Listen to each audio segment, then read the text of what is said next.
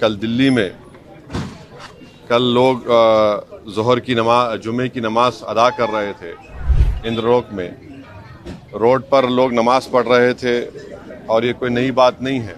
जुमे के एक दिन ऐसा होता है। तो एक बदतरीन वीडियो आप और हमने देखा, सारी दुनिया ने देखा कि हालत सजदा में एक मुसलमान है और एक पुलिस के ओहदेदार जो पुलिस की वर्दी पहने हुए हैं वो आकर पीछे से लात मारकर एक मुसलमान जो नमाज पढ़ रहा है सजदे में उसको लात मारकर दूसरे मुसल्लियों को ढकेलते हैं। तो इससे साफ जाहिर हो रहा है कि किस तरह से मुसलमानों के ख़िलाफ़ एक नफ़रत पैदा कर दी गई है और किस तरीक़े से जो पुलिस का जो ओहदेदार है उसके जहन में कितनी नफ़रत है मुसलमानों के ताल्लुक़ से। ये एक ऐसा वाक़या है जो सबको झंझोड़ के रख दिया और इससे ये बताता है कि मुसलमानों की डिग्निटी, मुसलमानों की इज़्ज़त कितनी है। और मैं वज़ीर आज़म से पूछना चाहूँगा, हमारे मुल्क के वज़ीर आज़म से, क्योंकि दिल्ली में जो लॉ एंड ऑर्डर है वो मरकज़ी हुकूमत के पास, सेंट्रल गवर्नमेंट, यूनियन गवर्नमेंट के पास आती है।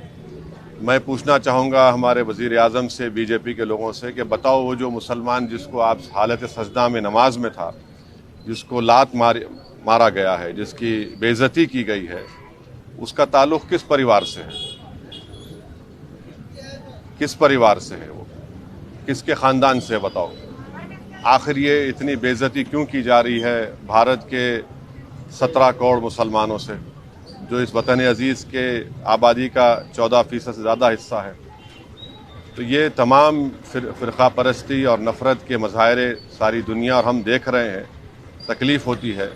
मगर इंशाअल्लाह ताला ये नफ़रत का, ये जुल्म का इंशाअल्लाह ताला ज़रूर अल्लाह अपने फ़ज़ल से और करम से, मुझे यकीन है कि इंशाअल्लाह ये तमाम चीज़ों का ख़ात्मा होगा और ये तमाम चीज़ें रोकी जाएंगी। और दिल्ली में हम जानते हैं कि जब फ़सादात हुए थे तो कैसे एक मुसलमान को जब मॉब पीट रहा था वो अपनी जान की भीख मांग रहा था। इससे भी सबक हासिल नहीं किया वहाँ की पुलिस के ओहदेदार।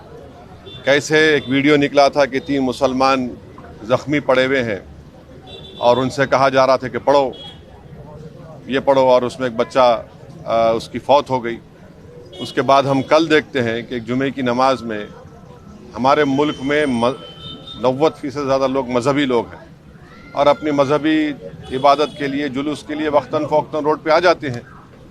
तो इसको ये बेइज्जत करना उनको, इस तरह से लात मारना उनको और बताना कि क्या हमारी हैसियत है, तो हम ऐसे लोगों से कहना चाहेंगे कि आपके इस जुल्म के मज़ाहिरों से हम नमाज़ पढ़ना नहीं छोड़ने वाले हैं। हम अल्लाह के आगे सजदा करते हैं और करते रहेंगे। आप लात मारो या गोली मारो, मगर आपके लात मारने से, आपके गोली मारने से आप अपनी ज़हनियत का, अपनी नफ़रत का आप मज़ाहिरा कर रहे हैं और आप एक तरफ़ा काम कर रहे हैं। और भारत के मुसलमान का परिवार किस परिवार से ताल्लुक़ है बता दें। मैं ये तमाम मेरा सवाल है उन तमाम नाम निहाद सेकुलर पार्टियों से, हमारे मुल्क के वज़ीर आज़म से, ये बताइए जो सजदा कर रहा था जो मुसलमान है उसका किस परिवार से ताल्लुक़ है, बताइए हमको।